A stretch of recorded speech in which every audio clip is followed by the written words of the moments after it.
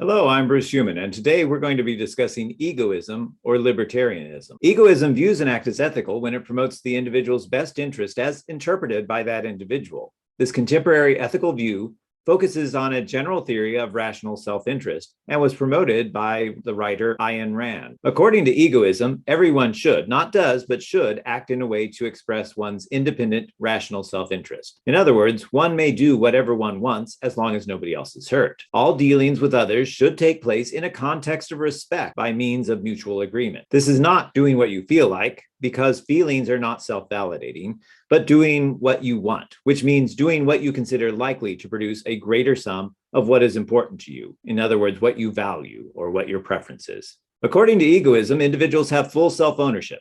They own themselves in just the same way that they can fully own property or an inanimate object. Other people cannot stop you from doing what you think is best for your body or with your life. Full ownership of any property, including one's own body, gives one a full set of the following ownership rights. 1. Control rights over the use of the entity, both a liberty right to use it and a claim right that others not use it.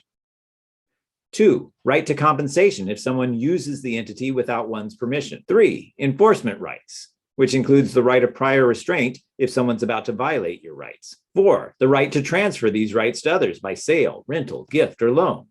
And 5. Immunity to the non-consensual loss of these rights. However, you cannot do anything you want because the rest of the world, its natural resources, the other people in the world, and all their stuff is fully owned by other people. Anything involving this other stuff involves their consent because it involves their property. You cannot do anything that's going to violate these property rights without their consent. And some rights, the right not to be imprisoned, for example, may be lost if you violate the rights of others. Now, as I said, the most famous form of egoism is libertarianism. There are two kinds of libertarianism. There's right libertarianism and left libertarianism. Both right libertarianism and left libertarianism recognize the rights of people for full ownership of things that are already theirs.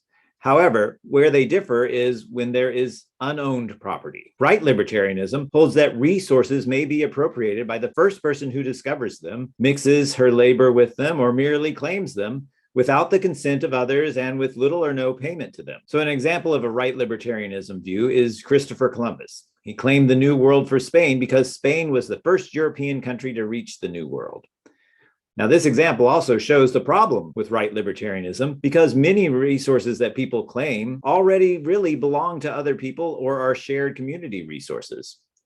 Another example is Antarctica. Look at a map of Antarctica and you'll see that the Antarctic is cut into pie slices based on similar types of claim staking. A third example is the mining law of 1872, which Congress enacted after the California gold rush and is still in effect. It allows U.S. citizens and firms to explore for mineral rights and establish rights to federal lands without authorization from any government agency. If a site contains a deposit that can be marketed profitably, claimants enjoy the right to mine, regardless of any alternative use, potential use, or non-use value of the land. Until 1992, claimants maintained their rights by satisfying an annual work requirement. In true right libertarian fashion, as long as they put their labor into the claim, they maintained ownership of what would otherwise have been public lands. Left libertarianism, by contrast, holds that unappropriated natural resources belong to everyone in some egalitarian manner. It can, for example, require those who claim rights over natural resources to make a payment to others for the value of those rights. This can provide the basis for a kind of egalitarian redistribution. A good example here is government auctions of airwaves. The airwaves belong to the people, and if a firm wants to profit off of them, they must buy the rights from the federal government, which acts as the agent for the people. Libertarians, such as Robert Nozick, believe in minimizing government because it interferes with the liberty of citizens to accumulate and transfer goods as they choose. Libertarians believe that a just government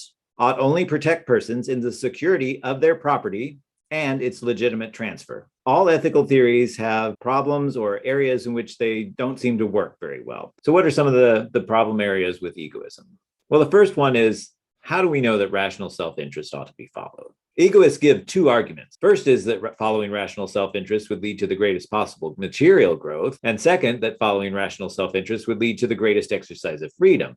But both of these consequences, material growth and freedom, have difficulties. First, why should material prosperity determine what is ethical?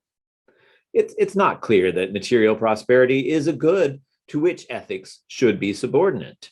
And then two, to connect egoism and freedom is begging the question of what freedom is, because egoism defines freedom as doing what one wants. So we've got a circular argument. Doing what one wants leads to greater doing what one wants. Well, that doesn't quite make logical sense. Second, the basic claim of egoism is self-contradictory. To say each should act for self is one's prime moral rule says it is important to me as the sole anchor and value for my life that each other person act as the sole anchor for value in each of their lives. In the popular libertarian slogan, do what you want as long as you don't hurt anybody, you can see the contradiction in egoism clearly. Basically, this means you're the sole anchor of value for yourself, but don't forget that each other person is important to you also. It's a contradiction. Am I the most important person and what I want is most important? If so, then why are all these other people important? So we've got a contradiction between selfishness and selflessness. A third problem with egoism is there's no way to settle conflicts short of violence. For example, if Judy and Sally are in conflict, what Judy should do is incompatible with what Sally should do. And the only way to settle that conflict is by some measure of force, because intellectual persuasion, Judy trying to persuade Sally based on values, reason, ethical principles, is impossible under egoism. A fourth problem with egoism is that you can't trust anyone. One cannot turn for advice to anyone as how to decide what is in one's best interest, because the advisor would be looking out for her best interests also. Competition and isolation would really be the only things that make sense or are valid attitudes. Friendship and cooperation would be false, foolish, and expedient or contingent, but this doesn't fit with our experience of the world. So obviously, egoism doesn't quite work in this sort of situation. And then a fifth problem is that all acts are ethically neutral until self-interest is applied, according to egoism. Again, this goes against experience because many acts seem right or wrong when one hears about them in reports of business dealings, stories about the past, fiction works, or in other countries, or when we hear about them from friends. The idea that everything is ethically neutral until self-interest is applied just doesn't seem right. Some additional questions that create problems for egoists or libertarians are, how do you know before you act that your action will not hurt anybody? Because if you hold that I can do whatever I want as long as I don't hurt anybody else, well, how do I know before I act that my action is not going to hurt anybody? And then two, if I find out that I have hurt someone, what am I supposed to do about it? Egoism gives me no guidance there. Let's look at a situation that exposes some of the weaknesses of egoism. Since a person has full self-ownership, he or she could freely choose to create a clone of his or her own DNA with some of his or her cells. Would that person then, according to egoism or libertarianism, own that clone fully and have a right to choose what to do with it, such as to transfer his or her mind to the younger clone to extend life, or maybe harvest organs from that clone? Or is the clone a separate person, even though it's made from the original person? And if it's a separate person, why? And what makes it a separate person? It's created from that person's own cells. It's a 100% copy of their DNA. It's not even like reproduction where two people get together and make a new, completely unique person.